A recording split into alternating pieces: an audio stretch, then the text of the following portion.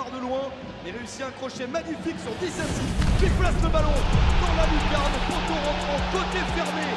Emiliano Martinez. Born in a country where footballers weren't valued, had to suspend his contract with his team because of a war.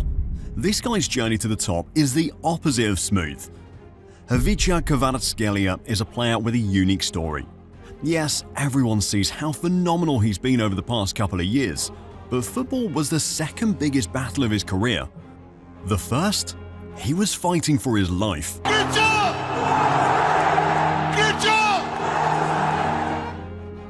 Unlike other stars, Kvaratskhelia didn't just rise to the top because of how well he could kick the ball, how many defenders he could dribble past, or how accurate his passes were.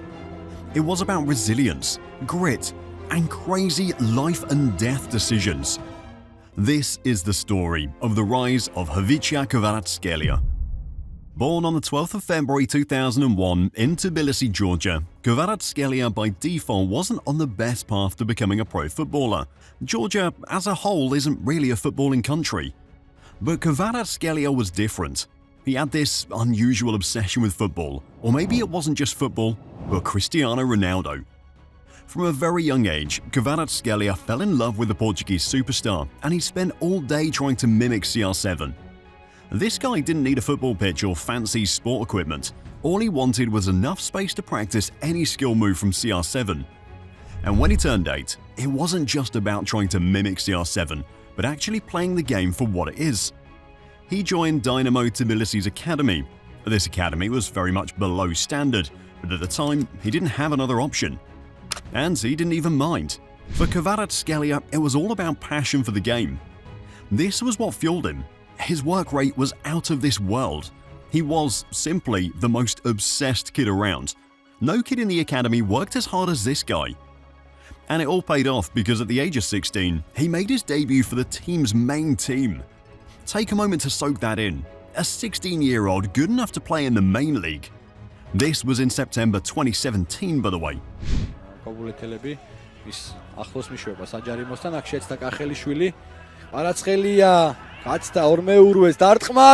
He played 4 more games with this team, scoring 1 goal and a crucial one at that. An away clash against Sakura Kobuleti, with Kvaratskhelia scoring the only goal of the game. But as I said, he only played 4 games because in March 2018, he left to join another Georgian side at the start of the next season, Rustafi, and this was a free transfer. At Rustafi, Kvaratskhelia got more playing time.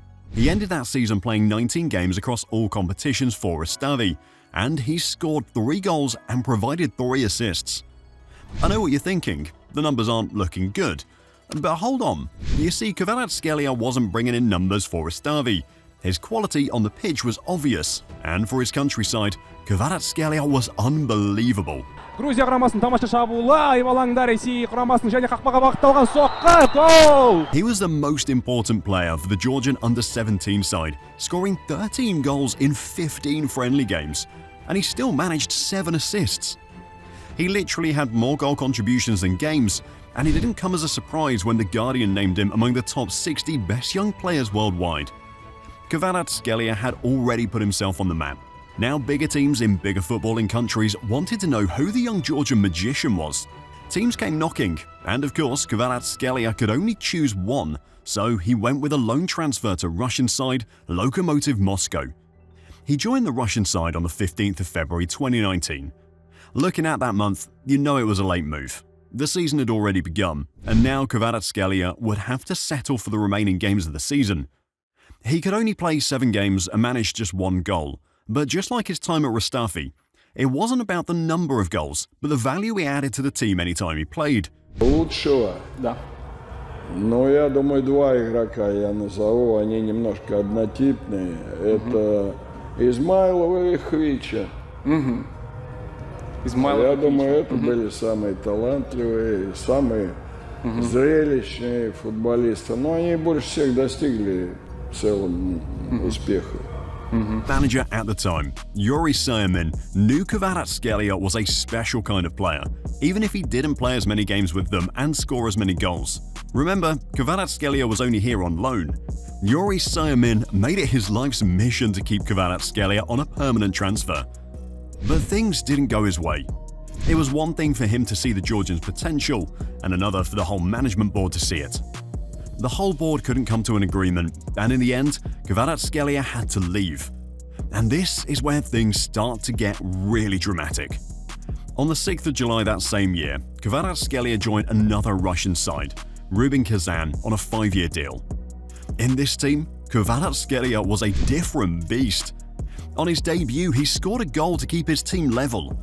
The fans legit voted him player of the match on the club's site. He got more playing time and attention here, and more people finally started noticing him. He still wasn't bringing in the numbers here, but he was definitely getting time. He missed just 3 league games, and he missed 2 out of these because of injury, and 1 because of an indirect card suspension.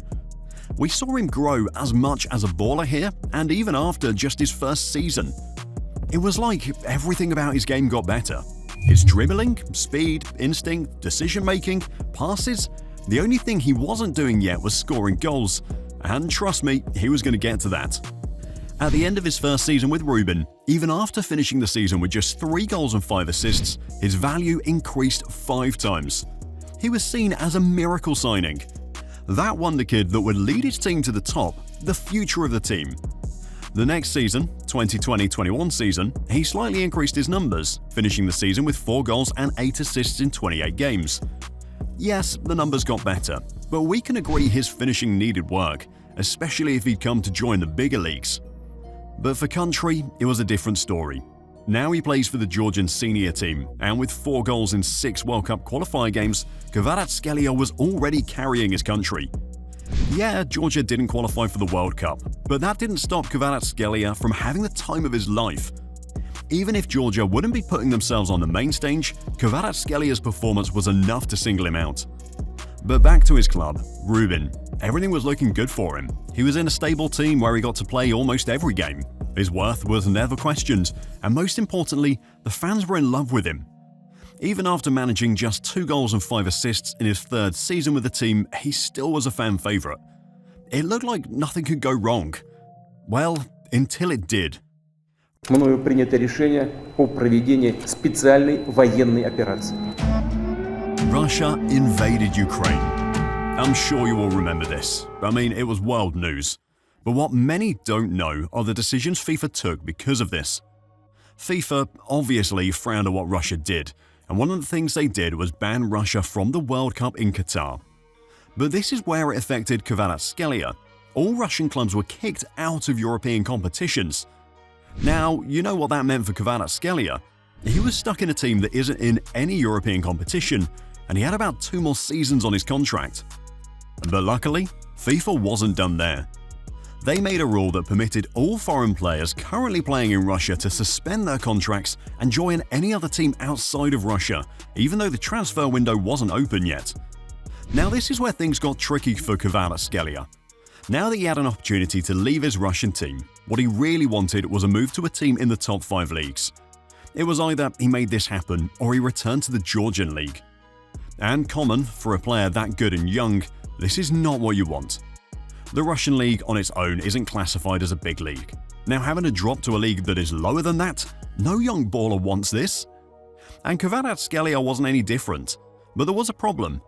Teams in the big leagues weren't coming for him. They all knew this guy was phenomenal, but his country, Georgia, was affecting his aura. Like seeing Manchester United sign a wonder kid from Spain or Brazil looked way better than one from Georgia. You get the point. Some teams straight up turned him down simply because of his country. And it was only a matter of time before Kvaratskhelia had to face reality and settle for what he could get. On the 24th of March 2022, he went back to Georgia and joined Dynamo Batumi.